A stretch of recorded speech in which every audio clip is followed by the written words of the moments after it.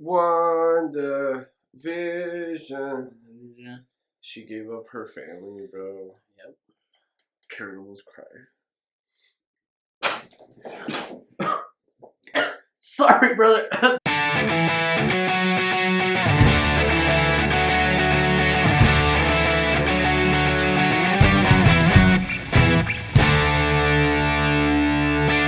Welcome back to another episode of Between Nerds. I am here with my co-host, Drew Elias. Hi guys, welcome back. This is episode 34 of Between Nerds podcast. Yeah. This is Episode 4. Episode 4 of season 2 of Between Nerds.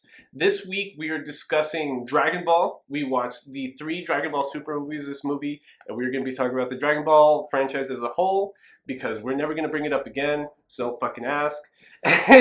But before we get started, We are recording again. we are recording video again, so if anybody... there was some confusion the day I was fucking around with the YouTube, because I uploaded a 15-minute clip and then I figured out how to upload the hour-plus episode. So some people saw the original clip and then went back to watch it, and the link was no longer working because I took it down. But that's because we now have that hour-plus video on our YouTube. And I'm going to try to cut it a little better. I kept in the pee break segments for this past time too. I just did like no editing. Just raw. Just raw. Just put it up there. And we want to just do our basic plugs at the beginning of this episode. For the month of March, do not forget to use hashtag Anti-Trafficking-Nerds to help us donate to the Paso del Norte Center of Hope. They help reintegrate victims of human trafficking. They just help reintegrate them back into society, because there's a lot of victims of human trafficking, especially in border communities. So a lot of advising and a lot of stuff like that, housing and stuff. So yeah, please use that. It doesn't hurt to just hit the like button, the retweet button, and we'll donate more to that cause if you're interested in helping out. Hope you are. But we are finally getting to Dragon Ball, and man, there's a lot of lore. There's way too much lore. It started in 1984, produced, written by Akira Toriyama, published by Weekly Shonen Jump, the most basic Jump magazine. And it's like, it's made a culture bigger than itself, almost. It's like Pokemon like that. Like, there's a lot of projects coming out of the late 80s, early 90s, that, like, if you were to just focus on, like, the anime, it's kind of ass. Or not even ass. It's not as good as, like, the hype would let it to be. Correct. But there's so much other stuff around it. Because for me, growing up in, like, the late 90s, early 2000s, the video games were, like, it. Like, when the Dragon Ball Budokai games were... Oh, yeah. Those were really good. Those are, like, what really, really got me into the franchise. And for a lot of people, with their basic watch-through of Dragon Ball Z as a kid... when it was coming out week to week, you didn't get to see it sequentially. So a lot of us get confused on the original Dragon Ball plot lines. Well, dude, me, when I was growing up in Juarez, I remember watching this like in the channel 32. It was Canal 5 in Mexico City. But they used to show it like every day, usually when I got back from school, and I know I caught it every time it came out. Yeah. I was watching, for example, early like Dragon Ball and like the beginning of the Dragon Ball Z, into like we know all the story that we know. I had never seen any of the original Dragon Balls. I'm pretty sure I still haven't. I've seen like clips here and there. But don't get me wrong, it took me like maybe 5 reruns to catch every saga, because I wouldn't be able to catch, who knows when I jumped in the story and not, so. And we complain about anime from like the early 2000s having a lot of filler. Dragon Ball and Dragon Ball Z were doing this in the 90s. Like Dragon Ball Z is notorious for having just like dozens on dozens of episodes that just do not matter. Yep. But before we get too far ahead, Aldo, what is Dragon Ball?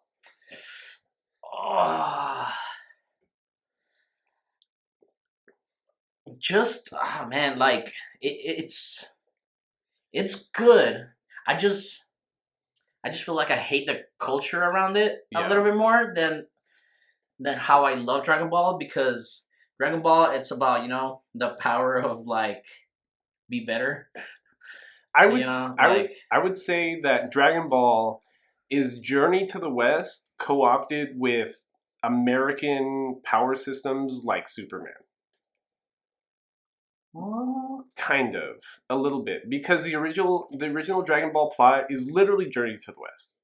Like Journey to the West is a Chinese mythological poem written about Sun Wukong, like Son Goku, who is a monkey god, like how the Saiyans are monkeys, and he recruits like several demons and a monk and a magic horse to help recruit the Buddha's ancient tomes, which is kind of like the first arc to Dragon Ball. Yeah.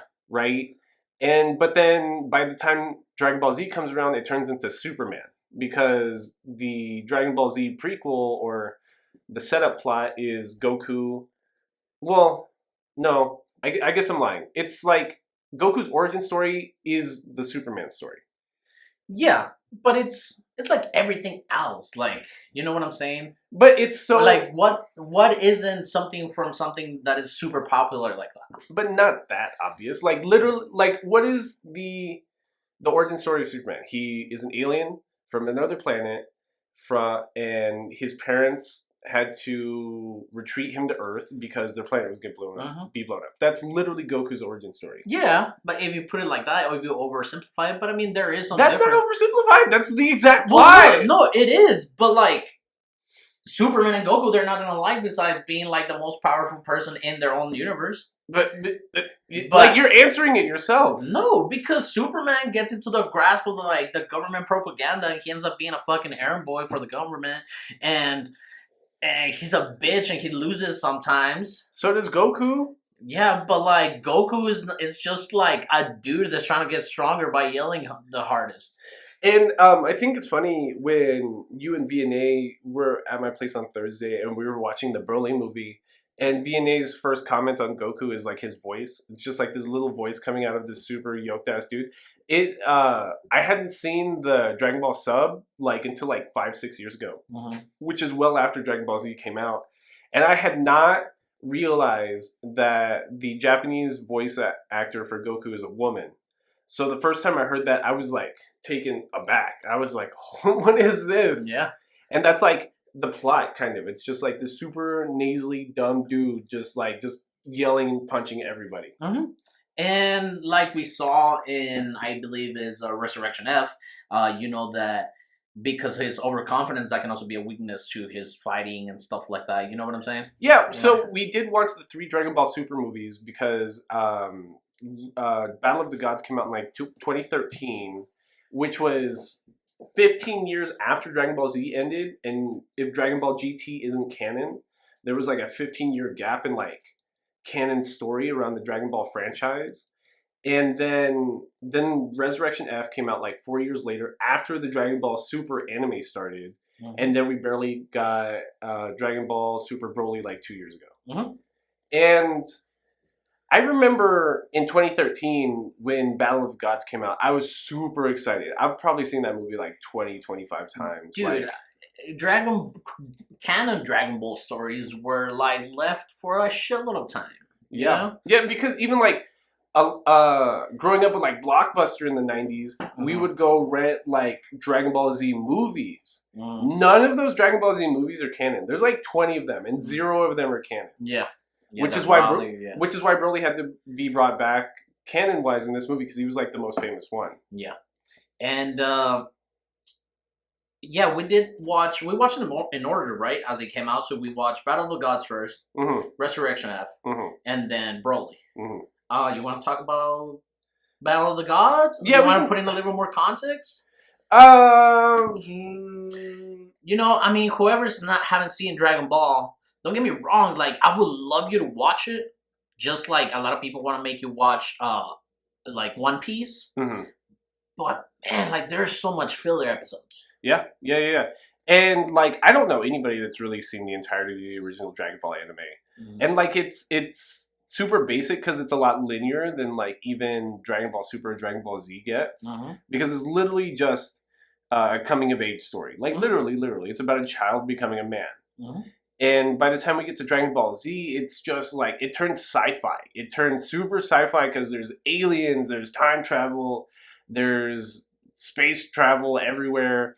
And Dragon Ball Z, It's like the quintessential 90s anime. Like everyone's seen Dragon Ball. You know what I mean? Even that there's always like that like boomer excuses like, oh, I don't watch anime because I saw Dragon Ball in the 90s. So and it's that's the best it's gonna get. Yeah. Which like you don't even know what you're talking about because there's just like a plethora of different things that you're never gonna be exposed to because you're so convinced that like what you saw with your 3-year-old eyes is just the end all be all. And the thing about like you go into Toei Animation's like history through the 90s is like they were struggling for money. You know what I mean? They put the Dragon Ball franchise everywhere, which is why we saw it everywhere. And that's why the episodes would come out like daily instead of weekly because they kept re-airing it and re-airing it and re-airing it to death. You know what I mean? And it's not bad. You know what I mean? Like I've rewatched every Dragon Ball fight, who knows how many times, because it's just cool to see that animation and just see like power scaling and just see big laser beams and fighting, and especially the Dragon Ball Z animation style. People talk about that all the time still because Toei Animation in the 90s, which is the same studio that's making like One Piece, was like going all out making good 2D modeling and 2D graphics in motion. And you compare that to, I watched the entirety of Dragon Ball Super as it was coming out, and every week you just had to stay off the internet when a Dragon Ball Super episode came out because it was just nerds bitching about the animation quality. Which, like, we knew this. Toei Animation hasn't been Toei Animation since like 1998. And they just don't put money into stuff like that. They make their money off of over marketing the brand as opposed to selling the show. Correct. Yeah, a lot of quantity, not a lot of quality in their shit. You know what I'm saying? It's still good. Don't get me wrong, it's still good. But yeah, like I would rather see 2 panels in motion really quickly to visualize, you know, like flying over like a hill or something like that, than seeing CGI fucking hills coming at you. You know what I'm saying? So it's like I sent you the trailer to The Way of the House Husband, the Netflix anime adaptation of a really popular manga, right? And your first thought was on the animation quality because it doesn't look bad. Like the modeling looks really sharp. Not quality, but like style that they're gonna go with. Right. It's choppy. Like it doesn't even look like an anime. It just looks like an animated manga panel. Correct. Yes, I was telling you that it just looked like stills and with moving parts in them. You know what I'm saying? Like, like the mouth or like a hand gesture or some shit like that. And if you compare that to like what Toei Animation was accomplishing with Dragon Ball Z, I don't know how they did it at the time. You know what I mean? Because we watched Akira, which came out in what, like 88, 89? And we know that studio went bankrupt trying to make that. We know that people have like PTSD from trying to work their asses off trying to produce that movie. And that same thing must have happened when it came to Dragon Ball Z. Because Dragon Ball Z, it's just watch Dragon Ball Z to see what like hand-drawn 2D animation could really be. Like that's like. And then I think, unlike One Piece, you can just jump in the first 42 episodes of it and find out if you like it or not. Dragon Ball, it's something that maybe requires you to go back even to something like Dragon Ball Z. It requires you to go to Dragon Ball just to know that lore from, you know, Master Roshi, Krillin. Because I remember watching in the 90s and there's all these characters that you're just supposed to know. Just like there's a talking pig, there's a little floating blue cat thing. This one dude has 3 eyes and you're just supposed to know. You know what I mean? Like, bro, I was born in 93. It is 1995 right now. How am I going to know this character that came out in 1989? Yeah, dude, it was crazy. But it's such a shonen. Like, it's such, like, just a dude kind of shit. Like, it's just yoked ass guys just screaming. I was convinced as a 5-year-old that every adult male needed to look like that. Yeah, dude. I wonder how many aneurysms this show caused. Just those little kids just. But see, that's what I'm saying. We would all just like sit in our rooms and just try to scream and like tense up our muscles, and we're gonna go Super Saiyan. Shut the fuck up!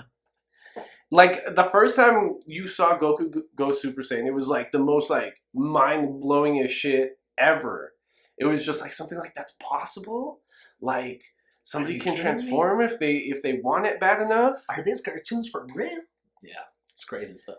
And going back to sticking with the animation style, but talking about the Dragon Ball Super movies, I think Battle of the Gods at the time when it came out in 2013, like it blew my mind, like how they did the animation, because like there's some 3D modeling, but it's mainly around like the auras or the beams or the powers, and there's some like quick shots that are cuts when the characters are like colliding or fighting that are 3D modeled, but they try to break it up with 2D modeling afterwards to not make it look too ugly. Correct. So they overlap that 3D animation on top of what it is the actual animation. It looks subtle because if the shot is like, I don't know, them two blocking and the shot's coming from over here, they'll probably just CGI the arms and like make it look crazy, but everything else will be animated or some shit like that. It will make it look like like you said, like the video game.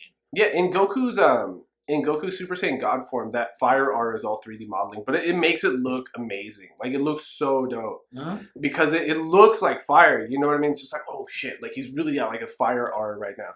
But I bring that up because once you watch Resurrection F, they don't do that same cutting during the fight scenes. So it's just the 3D models fighting each other, and it looks like a fucking PS2 game. Like that one did definitely look like a game. It's bad. It's really bad because Frieza's army with like 1,000 character models on screen, they animated every character model in 3D modeling. It looks terrible. It looks terrible when Frieza's army is just floating in the sky. Yeah, and by the way, why Frieza? I mean, I get it. He has acolytes still. I think it's Akira Toriyama's favorite.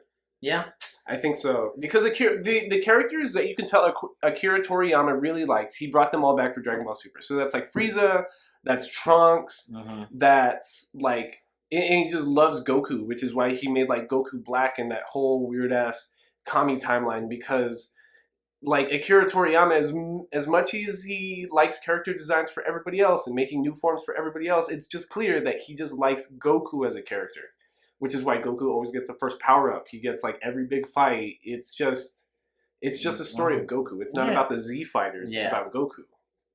Yeah, and I liked Battle of the Gods. Like you said, when it came out, it was such like, oh shit, new fucking Goku shit. Because Akira Toriyama had been retired for like 20 years at this point. Yeah, and I like the story, but again, if you want to jump into it, if you're new to Dragon Ball, you could watch that movie if you wanted to start like Super. Do you think watching Super will get somebody to start watching them? I think so, and I think Super is a lot easier to watch because when I was watching it, it's not that complicated. It's literally just like, it goes, if anything, from like the Dragon Ball Z formula to like really big sagas and arcs to more like Dragon Ball, which was like a villain of the week kind of thing. You know what I mean? Because there are sagas, like there's the Goku Black saga, and there's like the Zamasu stuff, and there's the Tournament of Power, but for the universe. But a lot of the episodes are literally just like, here's this random villain. He is God Chakra. Go fight him. Which is like a lot more dumbed down, but that might turn you off from it because a lot of people that grew up in the 90s like Dragon Ball GT because it was super sci-fi, it was super gritty, it was like the storylines were a lot uglier because people were getting like consumed and blown up, and it was just dystopian Akira. Cell and then fucking the androids and all this bullshit, with everything, and it's just a lot of fucking time traveling shit, which is cool. Don't get me wrong. I really enjoyed like the fact that Trunks travels back into the past to tell people that shit, and he warns about those androids. But then it's a split, like it's another timeline where they're fighting another fucking android. Yeah, like there's a timeline where Gohan beats the androids by himself, and I don't know. It's so super confusing because the director of Dragon Ball GT clearly liked Dragon Ball more than he liked Dragon Ball Z, because a lot of the power-ups, like past Super Saiyan 3, which aren't canon, like Super Saiyan 4 and stuff, they look more like Dragon Ball characters. They look more like great apes, as opposed to how Super Saiyan 2 and Super Saiyan 3 started looking. Yeah, GT was crazy. I remember watching it when like it came out, and I myself did not have the knowledge that I have now about, what is canon and what is not, and I wasn't familiar with the terminology as far as like in the anime industry, so I just thought it was just Goku, and I'm like, what? What is going on? Like, this is crazy, and like the whole redesign on Vegeta, that shit was fucking crazy. Remember how they made him in GT? Yeah. Well, I remember Baby Vegeta. And that shit was wild because then it was Vegeta with white hair, but he's an android / cyborg. And the thing about Dragon Ball is they confuse the terminology between cyborg and android a lot. Like, a lot. So as a kid, I wasn't sure what an android really was. But, like, everybody that's labeled an android is really, like, a cyborg. Because, like, android 16, 17, or 18 are not androids. Those are cyborgs. Those are people with modifications. Is it though? Yes. I thought it was just robots with like. I thought it was Terminator style. No, that's how 17 can still have kids. She's a person. No, she got wished into being a human though. No, but like. Yeah. But that's why she still has the powers. She does. Yes, she still has. In Dragon Ball Super, Android 17 and 18 they still have the beam powers. They still have the android energy because. Their energy chakra system works different because they're androids, so it just gains infinitely, and that's why they were powerful.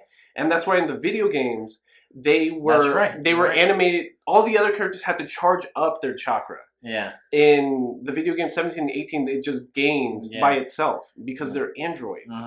And that's why in Dragon Ball Super, the main cast of people for Universe 7, whatever our universe is in Dragon Ball Super, are Frieza, Goku, Vegeta, and Android 18. Because Android 18 trained on an island of tropical animals and is now like super dedicated to the Earth. And that's why he gained more android powers. Like, yeah, and like we said, it's pretty crazy. And by the way, fucking first Sundari I ever met. Android 17? Yeah. But see, that's like everybody's 18, isn't it? Yeah, 18. 18's the girl. Yeah. So that's like everybody's 90s crush. It's like Android 18 and Lola Bunny. 90s Lola Bunny. Yeah. 90s Lola Bunny. 90s Lola Bunny, not 2020 not 2021 Lola Bunny. That's crazy what they did.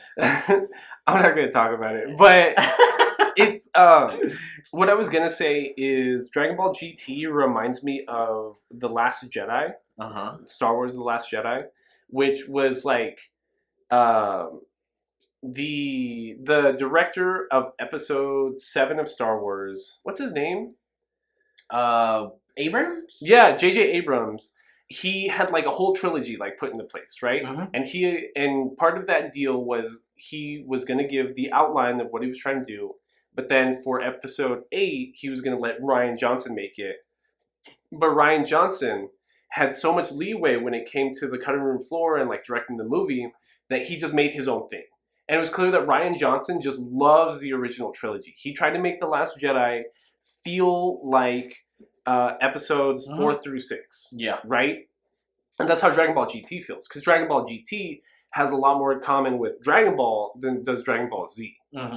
Because the director of Dragon Ball GT just really loved the original Dragon Ball. Well, it's because I did want to get into this. Like, through the ages, Dragon Ball and what is the start of Dragon Ball Z till, Dragon Ball Super, like, all these, like, no risk tropes started fading and just getting more cloudy and cloudy throughout the ages, because first you had the sensu beans, rare at the starting point. And then now everybody has sensu beans. Humans have sensu beans. There is slang in sensu beans across the street. It was looking for the fucking like Dragon Balls, and now in every episode they have the fucking Dragon Balls back. Yep. You know what I'm saying? Like that's like the joke of it. Like resurrections. Nobody's at risk anymore. And that's why a lot of people were mad when Battle of the Gods came out, because like by Battle of the Gods, Bulma's the most overpowered character in the universe. She's the richest woman on Earth. Like she can gather the Dragon Balls in 10 minutes. So and Scratch is not even a fucking like problem anymore. Like money's not even a problem anymore. And that was cool about Dragon Ball because they were just broke. They were homeless basically. They were just these homeless fucking kids just fucking around. And to your point, that GT is more in love with Dragon Ball than Dragon Ball Z is that the whole thing was about making the Dragon Balls evil and trying to beat these 7 Dragon Balls. So the entirety of the whole GT series was collecting the Dragon Balls again, right? Mm-hmm. So it felt more like Dragon Ballish than just every week having the fucking Dragon Balls accessible. That's also why Goku was a kid again. Mm-hmm. Yeah. I don't know. I don't mind it, but it got annoying because it got clear, even from the writing standpoint, that they were so in love with Kid Goku and they have to let him go when it comes to Super Saiyan 4 because it's like, we're not going to give this child like super yoked and give him red long hair and a tail. Yeah. So I guess we'll allow him to be an adult when he's in Super Saiyan 4. Yeah, which it had like that red fur and like half peck. Which was kind of corny because I remember Vegeta Super Saiyan 4 looking absolutely terrible because he's got that goatee. I don't remember his design. I think he's got a goatee in Dragon Ball GT, but then he's wearing like leather and vests, and so it looks just super awkward and weird. Well, I remember liking how Gogeta looked Super Saiyan 4 because Gogeta Super Saiyan 4 is about to be included in Dragon Ball Fighter Z, and I saw that trailer and I got excited for that. But when it comes to like the rest of the GT characters, I'm like, wow, I absolutely hate this. I hated the character of Baby because he felt like a rehash of Boo a little bit. Absolutely. And that made me so mad because it's like, okay, you love Dragon Ball, but then you're like, oh, we just need a super overpowered character, but we're too dumb to make up our own character, so we're just gonna copy Boo. Mm-hmm. I did like some of the designs of like each one of the Dragon Ball stars. Like the Dragon Ball stars. Oh, the dragons were dope. Yeah. The dragons were dope. Yeah. They were dope. Yeah, those were really cool. Omega Shenron. Yeah. They were fucking scary. Yeah, they were fucking cool looking, and I did enjoy it in a way, but then when I grew up and got more senses in my brain, I found out like this is not canon. Well, fuck it. I mean, it's not canon. You can't fucking include it in the fucking story. It's not fucking canon. It's not. Well, all of the best Star Wars stories are also not canon. Mm-hmm. And so don't worry about it. If you like it, you like it. You know what I mean? But it's, I don't know, because Dragon Ball Super, Akira Toriyama spent so long complaining about what they did with GT. But when it comes to Dragon Ball Super, he kept stealing the non-canon stuff from both the Dragon Ball Z movies in the 90s and from Dragon Ball GT. Mm-hmm. Like, he stole Broly back. Mm-hmm. He stole... Is stole the right word? Not stole, but, like, they nostalgia bait. So, correct. In the third Dragon Ball Super movie, Broly, Gogeta technically had not been canon before that point. Uh-huh. Because Goku and Vegeta never used the fusion dance together. Yeah. Which is why in that movie, we have to deal with the whole thing about Vegeta just not knowing how to do the dance, right? Yeah. But Gogeta uses the same powers in Broly, now that it's canon, that he was using in, like, the Underworld movie of Dragon Ball Z. Like, the exact same powers. Like, Akira Toriyama was like, you stole my characters, I'm just going to steal your powers now. Because fuck you, I can. And I think it's fun. I think it's great. If I had to compare it with something, what would you compare it? Like, what do you think? JoJo's? JoJo's. Really? It's JoJo's. To me, it feels a lot like JoJo's. Well, I was thinking manga-wise because, like, they started around the same time in the mid-'80s. And it's just about yoked-ass dudes punching each other, at least in the beginning. Because we've talked about this before. Everything in the mid-'80s to late '80s, manga-wise, that started around that time is like Fist of the North Star. Yes. So they're both kind of just ripping off Fist of the North Star at the time. But Dragon Ball was stealing from a bunch of shit. It was stealing from Journey of the West, Superman, Fist of the North Star, just all of it. But they just, at a certain point, just branch off in different directions. So you think that Neo... I guess what my question was trying to be was that which anime is gonna have the same community that Dragon Ball's having right now in 20 plus JoJo's. Really? Toxic masculinity kind of like fan base. But at the same time, very, very, gender fluidity. Yes. You know what I'm saying? Yes. Dragon Ball Z was like famous for that. I went my whole childhood thinking Frieza was a woman. Yeah. It was just a non-gendered, self-identified male, but like he was kind of non-gendered. You know what I mean? Frieza, they're not. It's not gender normal like we think it here on Earth. That was the explanation for Frieza, right? Correct. And then JoJo's is like the same thing. It's like it could be. I saw a meme on our Stardust Crusaders on Reddit like this morning that was about part 5 JoJo's, the part with Jolene. Yes. Oh no, that's part 6. Yeah.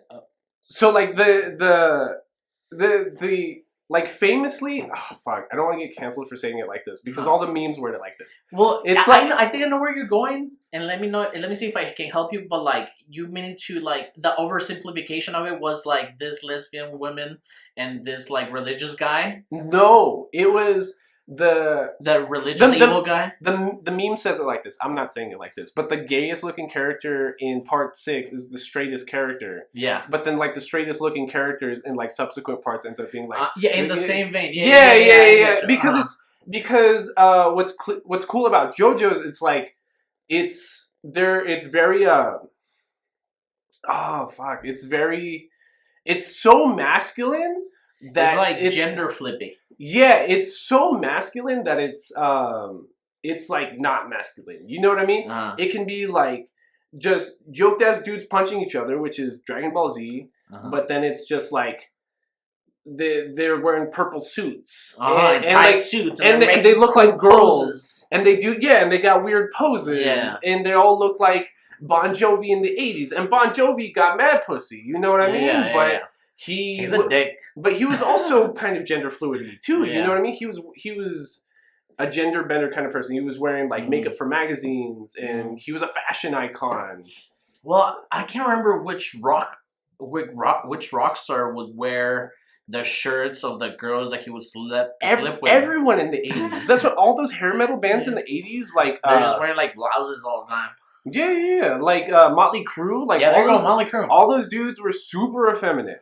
So that's how it feels watching JoJo's, and that's kind of how at a certain point it feels watching Dragon Ball Z sometimes. Yeah. And by the way, what happened to fucking Gohan? What do you mean what happened to Gohan? Well, I just hate, and I mean, there's been a discussion in Reddit and meme communities and shit like that.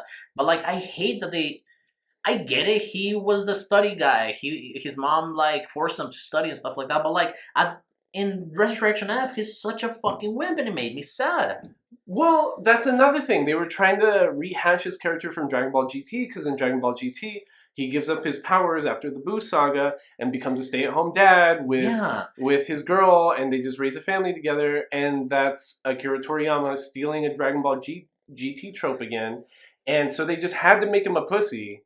So no, but he trains for like half an episode in Dragon Ball Super. Yeah. So we get another Dragon Ball Super. Nostalgia. Yeah. So we get a nostalgia baiting training arc with Piccolo in Dragon Ball Super, just to bring back those memories from Dragon Ball Z, and Gohan remembers how to like really power up and go Super Saiyan 2 again. And the more we poke at it, I love the story. I love it because it's such a big thing, and it's cool to see all these fights. But the more we poke at it, and the more I poke at it, I fucking hate that the people with like separation anxiety from this anime. Yeah. You know, it's like it's good. I get it. Yeah, it's classic. Classic. Undisputed classic. Mm-hmm. But I don't know. You can't be watching everything with nostalgia glasses. Mm-hmm. Because if somebody were trying to get into the Dragon Ball franchise and they were to like ask me how to do it, I would say, I don't even know what I would say. I would probably say just watch movies, and none of the movies are canon except for the Dragon Ball Super. No, the Dragon Ball Super movies aren't even canon except for Broly. I don't know. It's it's dumb entertainment, so the plot doesn't even matter. Don't even worry about what's canon. Just look up Dragon Ball Z fights on YouTube and watch those, and you'll understand. And you're telling this to people that are new to it. Yeah, absolutely. And for the people that are fucking Dragon Ball veterans and people that are probably listening to this being like, yeah, you guys are no fucking shit. Like, we get you. It's cool. We like it. Yeah, like, bro, I don't know how many times I've seen, like, all this. Like, a bunch. Don't get me wrong. And that's because I like it. Like, but it's not, like, you saying that it's the best, it's not a good argument. You just haven't seen anything else. It's like, I was making fun of Naruto this week on Twitter because it was like, I know you were. People just being like, oh, Naruto's the best ever. You wouldn't understand. The people that think that don't even watch Boruto. Or if they watch Boruto, they don't read the manga. Or if they read the manga, then they are officially done with Naruto, because everyone as of now that reads the Boruto manga is just done with the Naruto franchise because they've ruined it.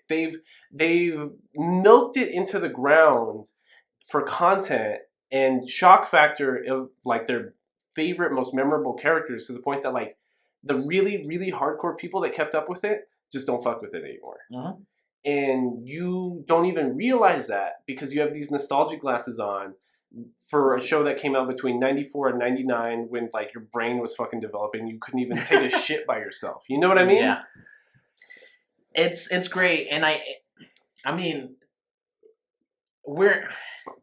I feel like we are being pretentious in a way, but no, we're not. Okay, we'll get back into Dragon Ball Super movies. Dragon Ball Broly is excellent. Like, the animation quality is so fucking fire. Like, that movie is the tracksuits. The tracksuits are dope, and like it's cool how they flipped the animation style even, because it's different from Resurrection F even, because Resurrection F was super tied to the 3D modeling, and they go back to the 2D modeling for Super Broly, but they I don't know if you notice it during the fights, the quality and the detail and the character models goes down. It goes down, but they do bold black outlines and they do a lot of quick cuts and frame shifts, so that makes the fight look more dynamic. Even if like Goku doesn't have as much color in his face, even if the lines are squiggly, but it looks raw, like it looks really vivid to the eye. Or if there is like a 3D model of two people punching, it's so quick that it's like, I get why it had to be that way. It's fucking crazy, dude. The animation, I was watching this at your house the other day. And it's fucking awesome. I remember watching it at the movie theater too. I was just like, what in the world? Yeah. When they go into like that fucking Doctor Strange fucking mid-realm and they just fight there. It's like, fucking crazy. Like, Super Saiyan God, Super Saiyan Gogeta, using that giant fucking nuclear bomb explosion beam, like at the very end, is like the craziest bit of animation you will ever see. Ever. And it doesn't even make sense. Like, you don't know where these powers are coming from. They've never given context to how Gogeta could do any of this. And it works. Like, that's how Dragon Ball Z felt. You know what I mean? It was just loud explosions, loud fires, loud energy beams, and that's what was so good about Broly compared to everything that's come out past 2013. Yeah, dude, it's fucking ridiculous. I really like the story. I really like the retold story of Broly. You know, on this canon. It made more sense. Yeah, it made a lot more sense, because now we're led to believe that fucking Broly is just a fucking savage. That, you know. Well, now he's a friend of Goku. You know what I mean? So now, like, now they're training together. The manga, for all we know. The manga's still coming out. A chapter of the manga comes out every 2-3 months now, and you know, they can still introduce a villain and be like, oh fuck, none of us can beat him. Who can beat him? Broly. And they can bring out Broly, and it's just and it'll be fun. You know what I mean? That's dope, because when I saw, because they can kill Krillin again, and then Broly can get mad again, and then, you know, when I saw Super Saiyan God, Super Saiyan Rose, Goku Black, I was dumbfounded. And it's the cheapest form of baiting, and I knew it at the time. You know what I mean? I love it. It's literally a Goku model with pink hair. Yeah. And I was like, that is so fucking fire, because you remember being a kid, like, just Googling, like, Super Saiyan 13. Yeah. And some crazy fucking, like, guy just put, like, silver hair, chrome hair on it. Yeah. And it's super long, like Super Saiyan 3. but it's just, oh fuck, I hate that it works, you know what I mean? Yeah. Because I feel too smart for it to work on me, but I'm not, like, I'm still right here with everyone else, just like, oh fuck, Goku Black has peak hair, oh my fucking god. And the power scaling in Dragon Ball doesn't matter. It doesn't matter, because supposedly going Super Saiyan increases your base form level times 100, but Goku, by the time Dragon Ball Super, can do Kaioken levels times 10,000, which doesn't make sense. And everything is supposed to be a logarithmic scale within itself. So then there is 0% chance that a base form Vegeta should be able to fight a Super Saiyan 2 Goku, but that happens sometimes. It's just, don't think about it. Like, and just watching the Dragon Ball Super movies, what kind of irked me that I forgot is how bad the writing is, because it's not organic. Like, they will tell they will do a spin, like, out of nowhere. Not even that. They will tell the audience what's happening. Like, I get you. In Battle of the Gods, what is that called? That's called like explanation, yeah, like exposition. Yeah, everything has really, really bad exposition, which I hate, because even in Battle of the Gods, Bulma gets slapped by Beerus, and Goku's like, "Oh, my wife!" and just starts trying to like punch Beerus. And Vegeta. Vegeta starts trying to punch Beerus, but then you hear Master Roshi be in the background being like, "Oh, his powers are now stronger now that Bulma's been punched, and maybe he can beat Beerus." And they're all looking very fucking concerned at the fight while like expositioning all this. Holy crap! Did you see what he did? He did this fucking thing. I hate that level of exposition. Yeah, I hate it. Because Dragon Ball Z is like that too. Dragon Ball Z, the characters will tell them themselves. Absolutely.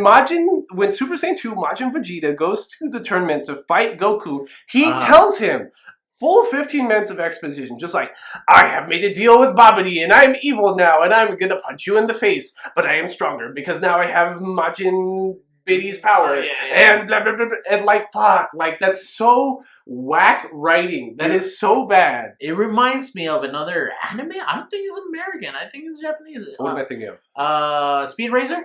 Speed Racer is super Japanese. Yeah, Speed Racer is super Japanese. Yeah. So, like, the exposition in fucking Speed Racer, it's almost fucking crazy. Oh my god, that was my brother that died a couple of years ago. But my dad told me that he was dead, but now I'm raising him. Oh shit. Yep. It's fucking crazy. Dragon Ball Super. And it's crazy like that all the time. The Dragon Ball Super show was still like that. When it came to the Tournament of Power arc, they would still exposition Goku's latest power up, and it was just so just like cringe, because it's like half the episode is exposition as opposed to showing me the power up. Like, stop explaining to me the power up, just show it to me. And the bad thing about what is the longest saga from Dragon Ball Z? Frieza's? No, it's Boo's. It took so long. It has so many twists. It took so long. But Frieza's has the most filler.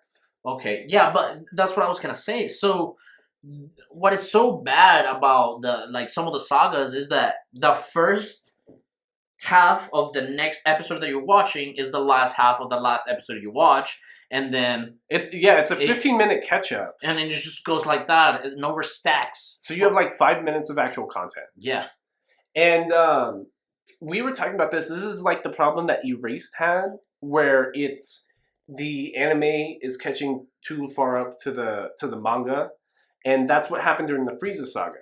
Was Akira Toriyama needed time to figure out how he was going to finish the Frieza and Goku fight, and he was delayed, and when he would come out with chapters, they were super short and there wasn't a lot of content.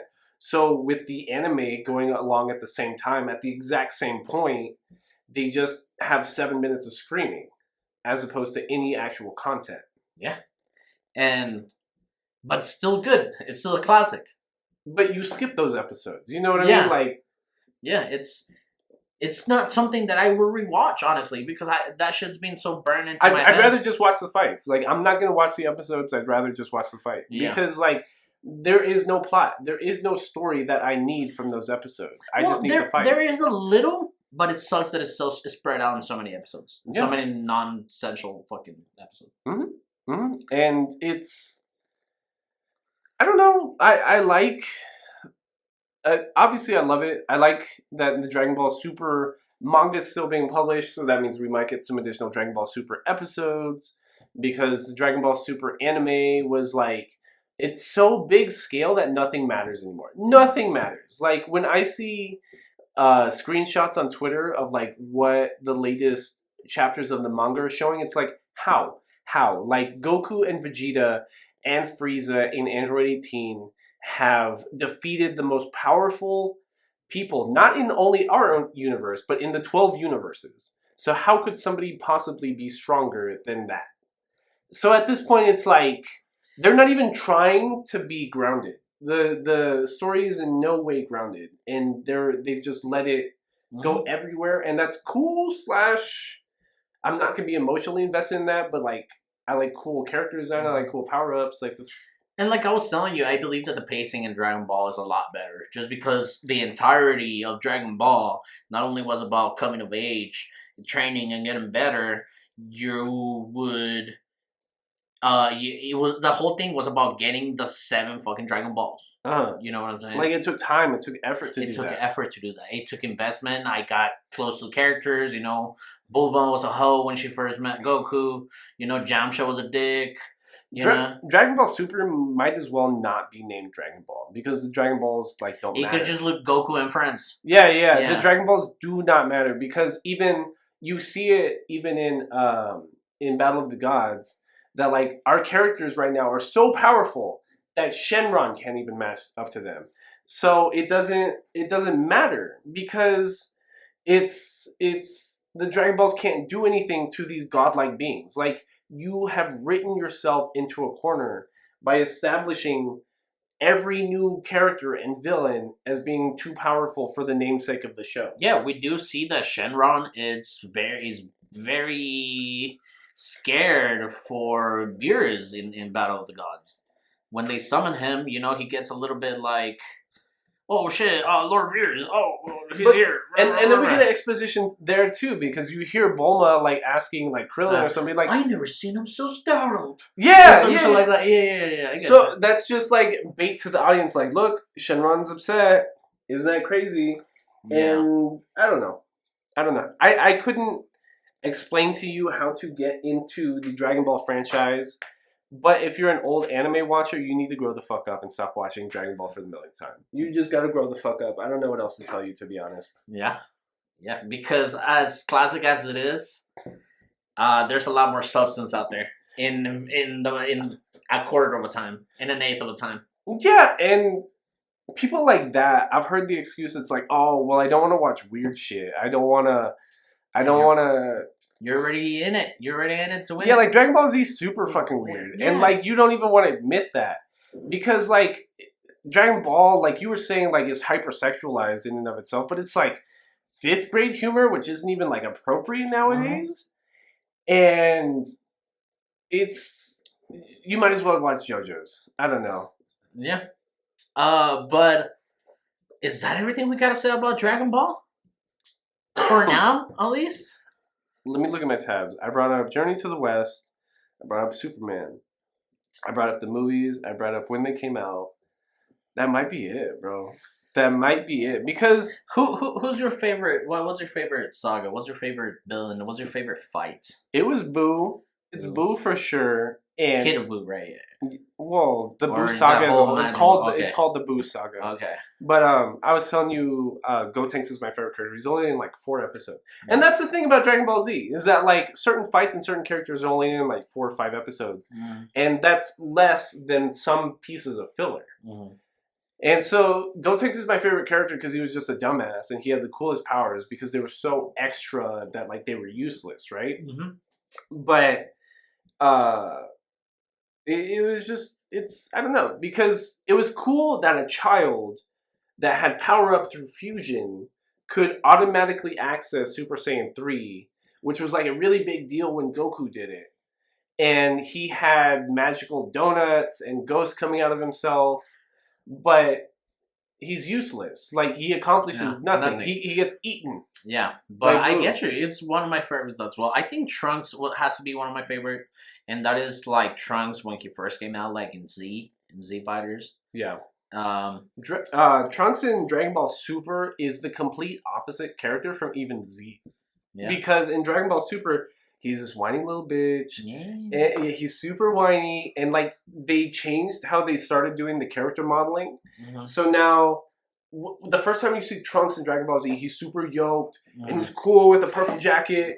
And he's got a big-ass sword. What? But if you allow me, though, that Trunks that we met in Fighter C went through the whole apocalyptic fucking thing with Cell and the androids. So did the one in Super. That's what I was getting at. The one in Super is in the... What? But but like, don't the C fighters fixing the whole thing with Cell? Doesn't that make Trunks now a a more soft fighter? No. See, that's what's confusing about Dragon Ball Z. The Trunks from Dragon Ball Super is the same Trunks from Dragon Ball Z. Because the timeline that he went back to was still the same timeline where the androids destroyed everything, but when he went back, they were gone. So everything was still fucked. Mm-hmm. And as opposed to, like, how we would think of, like, Back to the Future timeline science. That it corrects itself? Yeah, that it corrects itself. That's not how Dragon Ball treated it. So he goes back. Everything's still fucked. He rebuilds everything. And he's now stronger because of the time he spent with the Z Fighters. But he's now, like, I don't know. It's because he defeats Goku Black or Zamatsu in this timeline, but it's he just gains god powers out of nowhere. Because that's the thing also, because from Battle of the Gods, they ripped themselves into a corner because now there's a difference between regular energy chakra, which everyone's been using this whole time, and now there's God chakra, which is like some special chakra that only special people can, like, tap into or read or access. So in the Zamatsu saga of Dragon Ball Super with Trunks, as opposed to the canon that was established in Battle of the Gods, where to reach Dragon Ball Super you need Saiyan God. Yeah, in Battle of the Gods you need to have 6 Saiyans to gather their powers and turn someone into a Super Saiyan God. Yes. Now, Trunks just is able to access God power as a Super Saiyan 1 because the plot needed it. A lot of kinks in the fucking in Dragon Ball. But see, that's a plot line that came out like 4 years ago. Yeah. That's what I'm talking about. Like, that's so... What the fuck? Like, how did you fuck that up? Like... But still, it's a crowd favorite. Yeah, and it's classic anime. Everyone's seen it. If you haven't seen it already and you are looking to get into anime, I would suggest a few different things first, because you're gonna watch Dragon Ball Z and you're gonna hear all the hype around it, and you're gonna be disappointed because you're not gonna understand it, because everyone that's hyping it up is watching it with those nostalgia glasses that they developed in 1999. Mm-hmm. And that's all I have to say about it. Thumbs up, because, I fucking grew up with it, but it's not what everyone thinks it is. And it's something that it's still going. You know what I'm saying? So, like... Yeah, they're totally going to reboot and see, that's the thing. The Dragon Ball Super anime had so low of a viewer count that they canceled the anime, which is why the manga's still going without the anime. Mm-hmm. So Dragon Ball has been canceled like 3 or 4 times because of viewership. Mm-hmm. So all these people are like, oh, it's my favorite shit. I watch it all the time. I've seen it so much. No, you're fucking not, or the shit wouldn't have been canceled like 3 times. Mm-hmm. Bunch of liars. Yeah. But I guess that's it for Dragon Ball Z, guys. I know some of you might be angry, so let us know how angry you are about this. You can email us at, I still like it, but just email us questions, comments, or concerns BetweenNerdsPodcast@gmail.com. Let us know on Twitter, Instagram, or TikTok at BetweenNerds. Yes. We read everything, so Nerd down? Hit us up. Yeah, nerd down. Nerd down. Nerd down. Welcome to the Nerd Down, where the nerds get down. That was a great episode, brother. I think that was an excellent episode. I think that was better than we originally thought it was going to be. Yes, because even though we hate the community around, or not the community. There is no community around it. I just hate the people that get stuck in this shit. They have separation anxiety, and I want you to watch something else. And it's great. I did want to mention this. I saw some shit on TikTok because I'm on TikTok now because you forced me to, and my girlfriend forced me to. We bullied you into it. We didn't force you to do shit. And I saw this poster that has like 100 like most like popular anime scratch off thingy. It's like a little poster that you get and you scratch it off. It's like $25. $25? Who knows who influenced the pics on it? But that'll be cool to get and just scratch them off because I mean we've gone through. Yeah, I'm pretty sure we've seen most of them already at this point. Well, there's 100 in there. When it comes, and how are they scaling like popular anime? Would that be off of like American popularity, world popularity, Japanese popularity, popularity upon release, popularity like later? I don't. Who knows? And but before we get really deep into the nerd down, I do want to do some more plugs right up at the front. Again, reiterating that everyone needs to please use hashtag immigrant nerds, anti-immigrant nerd. Use hashtag anti-trafficking nerds to help us donate to the Paso del Norte Center of Hope. For every like and retweet using hashtag anti-trafficking nerds, you will automatically be entered into our March giveaway, and that will help us give back to the Paso del Norte Center of Hope, which helps reintegrate people that are victims of human trafficking. Yeah, survivors of human trafficking, and please, doesn't cost anything. Just hit those like and retweet, comment or something. I'm getting a hashtag stuck in my head. Like every month, there was a certain point that maybe I was like, use hashtag EP Fire Nerds. Yeah. We've just been doing too many charities. But we still need to go donate to the El Paso Fire Department. And I'm sorry, Aldo hasn't gone to get the stuff for the fire department. I haven't gone, but Drew hasn't gone either. So we both haven't gone, and we're sorry because we completely forgot because I was having a baby. I think that's what happened. Yeah, that's what happened. I'm having a baby with Aldo in Vienna. This is Zaid is our baby, and but yeah, we'll be getting that. Rachel, we haven't forgotten about you. We're getting your giveaway soon.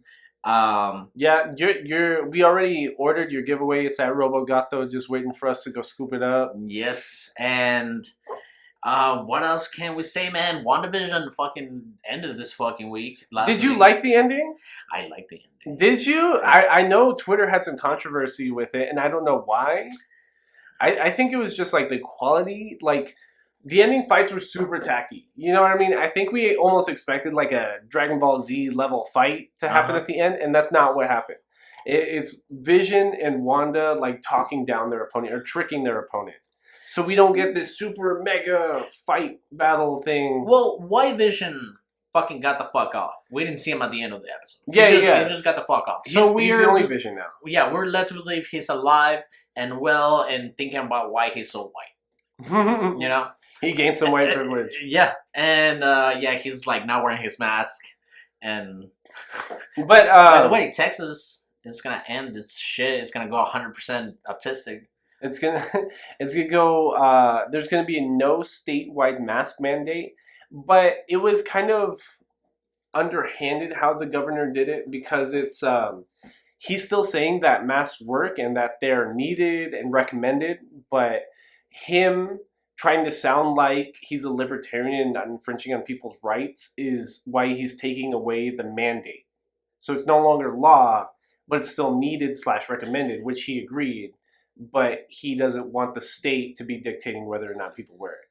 Yeah, his whole statement just was pretty much like, you have the choice to do it or not to do it, and you can gather with more people if you want. Most business statements I've seen are going to keep masks required, and even universities. I don't think I've seen any university system say they're not going to require masks either. And fucking Albertsons got bullied into putting their mask mandate back on there. Hold on, you skipped past WandaVision too quickly. Well, you okay? No, it was literally you because you brought up the Texas mask mandate. I still want to talk about WandaVision because we got the new trailer for Falcon and the Winter Soldier, that shit looks better than I originally thought it was going to be, because it looks like my favorite parts from what's the Captain America before Civil War? Before Civil War? Oh, Winter? Yeah, it looks more like Winter Soldier-esque, like more espionage-y, which is what I like, because that's my favorite Marvel Cinematic Universe movie, right? Because it's super, it's like a Bond movie, but with Captain America. Yeah. Which is now how, from that most recent trailer of Falcon and the Winter Soldier, it looks like it's going to be. But, picking up from WandaVision, I thought the fights they're okay, you know what I mean? I think they're very streamlined for what, like, a mainstream audience would like, because Karen, like, almost cried during. Like, I almost cried too.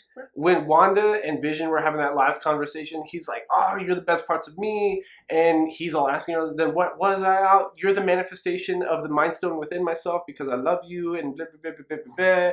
Which makes sense. Which makes sense, and it's super tear-jerky, but I'm still disappointed that in the comics, Wanda is supposed to be an Omega level mutant. She's not in the MCU right now. She's a Nessus. She's a Nessus. No, but she's not a mutant, because mutants still have not been established in the Marvel Cinematic Universe. Well, I believe that now they have. No, they haven't. Yes, because that's why they blamed her powers on witchcraft, and they didn't actually they never called her a mutant. They have never called Wanda Maximoff a mutant in the MCU. So what's the radiation mutation between Photon and Wanda? Bro, I don't know why you're asking me. I'm just telling you that mutants are still not part of the MCU, because they are waiting for the X-Men reboot to make mutants canon, because they still did not explain her powers via mutant powers, which is why they just made it pure witch stuff. I don't think so, bro.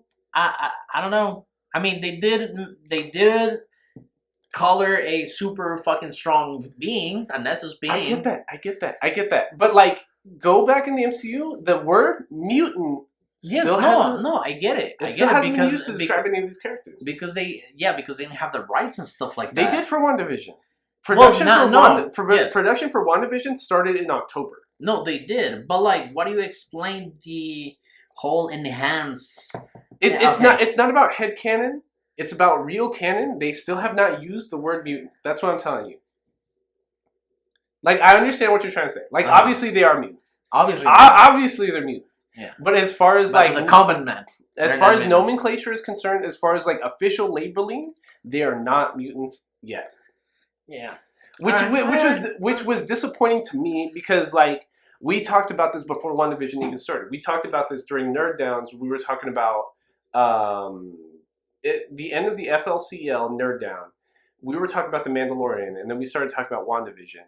And you were talking about Omega level mutant stuff, and, like, I got excited for that because I remembered all that could happen, and it didn't. What the ending to WandaVision made me think was, like, this is what the Dark Phoenix X-Men movie wanted to be. The Fox one. That was my first thought. The one with the chick from Game of Thrones. Oh, okay. The one that's married to the Jonas Brothers. Oh, they completely dropped production because the rights were signed. The rights were signed like maybe 6 months after the movie released. Yeah. So they just skipped on production and editing, and they just put out like it was ass. Yeah, it was just filler. Ass. It was just like a reason to just put it out there. Yeah, and that's how it made me feel. It was like, this is what the Dark Phoenix Saga wanted to be. Like, how the Scarlet Witch was being portrayed. Like, yo, you are the chaotic witch. You are the Scarlet Witch. You can create matter from nothing because of your chaos magic. And that's how the Dark Phoenix Saga wanted to be, but they never let it. It's disappointing that they didn't introduce the mutant thing. But again, they did introduce magic to the world, so... But magic was already... introduced because of Doctor Strange? No, I don't think so. Because not witches, not like, witches, but there's a piece of dialogue in the last like sorcery, and that's I understood that as magic because there's a piece of dialogue in the last episode of WandaVision where Agatha uses the language like, you are now more powerful than the Sorcerer Supreme. Than the Sorcerer Supreme, who is Doctor Strange. Correct. So that's why, like, I'm like elbowing Karen while watching it. Like, look, she's talking about Doctor Strange. She's talking about Doctor Strange. Exposition. Yeah, exposition. Well, that's not exposition. That's if anything, that's They're exposition. They're explaining. That's fan base jerking off. What am I thinking of? Fan service. Fan service. That's like the MCU version of fan service. Okay. Because it's like there was also a scene in episode 9 that Karen like right away tried to do shit on, where what's his name, the CIA officer? Wu. Yeah, where Officer Wu like undoes the handcuffs. And Karen's like, oh, yeah, like, of course he would be able to do that. And then in my head, I'm telling her, like, no. He learned magic. Yeah, in Ant-Man 2, he was the agent in charge of Ant-Man. And he learned from Ant-Man, who was trying to learn magic tricks to impress his daughter. So it's canon that Dr. Wu knows, like, handheld magic like that. I completely oversaw that scene because I'm like, oh, yeah, he knows magic. Well, it's just because Karen was like regular, like, you know, like, magic set magic, you know what I'm saying? Not like illusion magic, yeah, like sleight of hand magic. Yeah, exactly. So that's what I was so excited with explaining it to Karen. Was like, no, that's canon. Like that's super. Like you have to watch, and not a lot of people watch the Ant-Man and the Wasp, and So I think it's cool that it's all like molding together. It's just I think. Elizabeth Olsen, is that her name? Yes. I think Elizabeth Olsen is fucking gorgeous. I think she's a dope-ass actress. Like, I'm excited to see where she goes from here because it seems like the popularity behind her has grown so much over the past 9 weeks. And now everyone knows who the fuck Elizabeth Olsen is. Because, like, in the second... Age of Ultron? No. In the last Endgame. Avengers movie, in Endgame, she has, like, 10 minutes of screen time, right? Which is like some of the best screen time too, because she could have totally killed Thanos. But that's only cool to like the people that have been following this whole time. When Karen watched it, she was like, "Oh, okay, some chick with red hair is just beating the shit out of this purple dude. That's cool." But now she has so much backstory behind her, and her name holds so much weight. By the time like she gets another cameo that maybe wasn't announced, we'll be like, holy shit, like Scarlet Witch is in this, it's fucking Elizabeth Olsen, what are we gonna do? So the reason I'm conflicted about the whole argument of yours of like not calling her a mutant is because the reason she was called Wanda throughout the entire like, you know, Infinity Saga, that they couldn't call her Scarlet Witch because Scarlet Witch is the title, the name of her mutant rights of the company. Right. So as soon as they call her Scarlet Witch, so you take the mutant part with that. Yeah, because that's where I'm coming from, and I get it. I know this because I'm a nerd. Right. But like to a common person, it's like, oh yeah, they finally call her Scarlet Witch, which is her name, but the reason they didn't use that name throughout the entirety of the Infinity War is because they didn't have the rights to call her the Scarlet Witch. Which like they might do it backwards. You know what I mean? Like once it's clear to me after watching WandaVision that the MCU is waiting for the X-Men reboot to use the word mutant. Yeah. Oh yeah, absolutely. Because she's still, after they call her Scarlet Witch, it's still just straight magic talk. It's like, you're the Scarlet Witch because of chaos magic, because the magic book said so, blah, blah, blah, blah, blah. Still no touch of like the word mutant. Her dad is not shown to be fucking what's his name? Magneto. Yeah. Magneto. It's not shown to be. It's some regular Russian dude, and which is still canon to the comics because they were raised by a couple that wasn't Magneto and so they can still run it back. You know what I mean? They can still run it back, but officially, right now, she's still not a mutant. Which like. Is frustrating. I know that's frustrating. But like officially. Oh no. MCU canon, she's not a mutant. What I was just pondering on is that we're on phase 4 of what it continues after the Infinity Saga, right? Right. So it took us 3 phases to finish the Infinity Saga. This is the first fucking phase of the second saga of the MCU. Right. I am so excited because if the end of this phase is gonna be Doctor Strange in the multiverse, right? Or what is it? Multiverse of chaos or multiverse of madness? Of madness. There you go. we could see the start either at the end of this phase to be the mutants, or what I really hope to be the last phase of this saga, the Fantastic Four. Right. Because I want to see Doctor Doom. Yeah. Well, the next movie we're waiting out for is Shang-Chi and the Legend of the Ten Rings, which we talked about this during a Nerd Down too. I think we talked about this during the end of the Aquaman Got Killed episode, because you were watching a New Rockstars video on Shang-Chi when I came in to record. And then you sat me down and gave me like a huge lecture on like who Shang-Chi is and like whatever the magic fucking rock pebbles are for this piece. 10 rings? Yeah, rings. Thank you. 10 rings. Yes, sir. That are going to be a part of this. See, that's the thing. I thought that the MCU was gonna take a cheap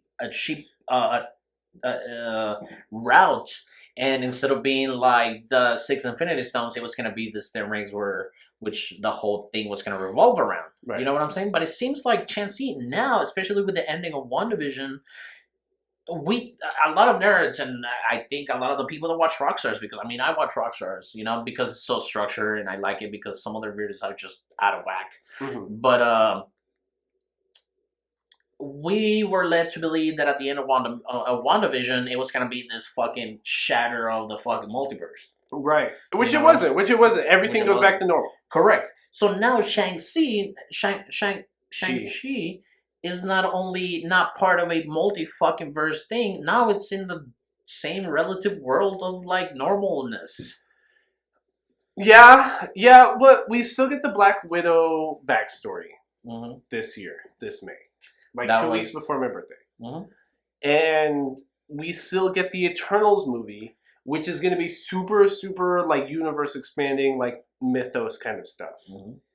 And then we get the Spider-Man movie, which we know for a fact has to be about separate universes, and probably Madam Web, because like the whole world knows Spider-Man's identity right now. Yeah.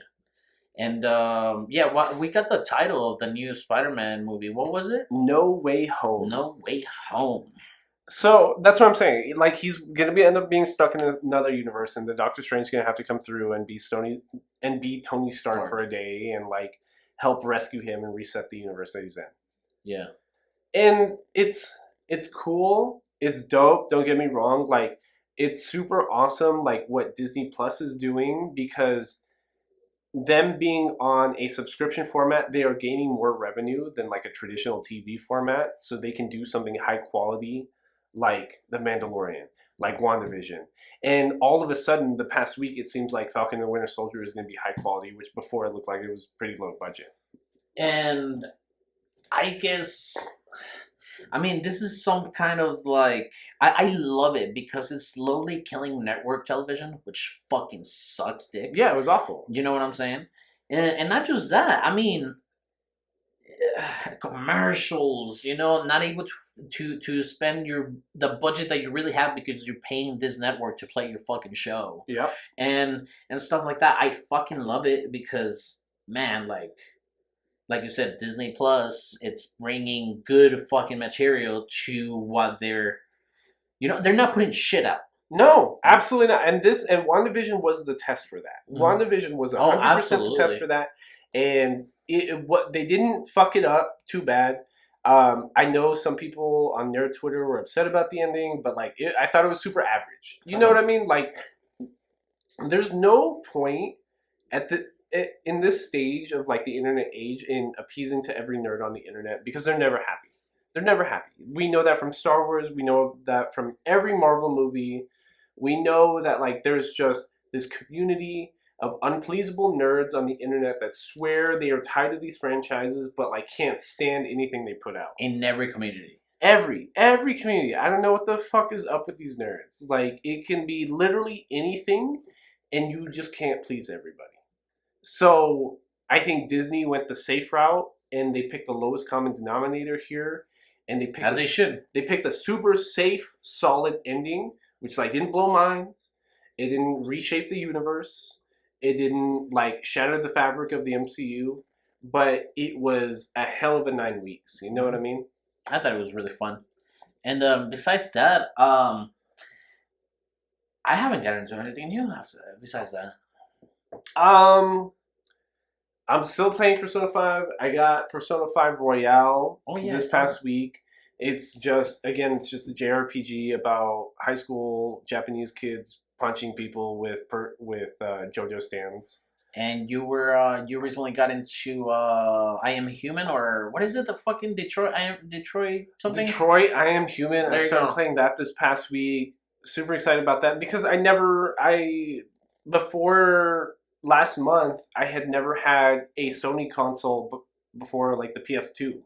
Mm-hmm. You know what I mean? When I was in school and when I was getting my master's, I just didn't have time to play games, so I just didn't, and I didn't invest in consoles. And it's just cool because like I get to treat everything that came out the past 10, 12 years as brand new. Mm-hmm. Because I just didn't get to experience it. And yeah, I don't know. This next week we're going to be watching Code Geass, which is like, I think you're going to like it for sure, because it's like a super mind gamey, big brain kind of anime with like multi-layered storytelling, and it feels like watching a Bond movie almost. Cool, I like it. And it's got character modeling that you like, because even though it came out in like 2005, it has that 90s character modeling with like the big eyes, but then they've got like the long bodies, and it's all about overthrowing the monarchy, which is dope. I love that. Yeah, you know what I mean? It's real solid. But yes, nerds, we're gonna start asking you for your suggestions again. We know we need a little bigger net in Twitter, or people that suggest us stuff. We're gonna pull polls out there again. I'm about to have my kid, so be sure to look out for rescheduling and stuff like that. I don't think there's gonna be a lot of that, but yeah, just follow us on Twitter at BetweenNerds, Instagram, TikTok. Email is at BetweenNerdsPodcast@gmail.com. And just don't forget to use #anti-trafficking-nerds for every original tweet or Instagram post using #anti-trafficking-nerds. We will be donating $1 to the Paso del Norte Center of Hope. And for every like and retweet, we'll also give back to the Center of Hope. So, also, we got a couple of dud uses on the fucking hashtag. Some of you misspelled the hashtag. Yeah, and just some people are having problems spelling the word trafficking. Like somebody put an M, and some other people are just straight out deleting old posts that use #anti-trafficking-nerds. I don't know what that's about. I don't know what that's about either. But thank you, YouTube. Thank you, all of our podcast platforms. Thank you, Twitter. And I guess that's it. This has been Between Nerds.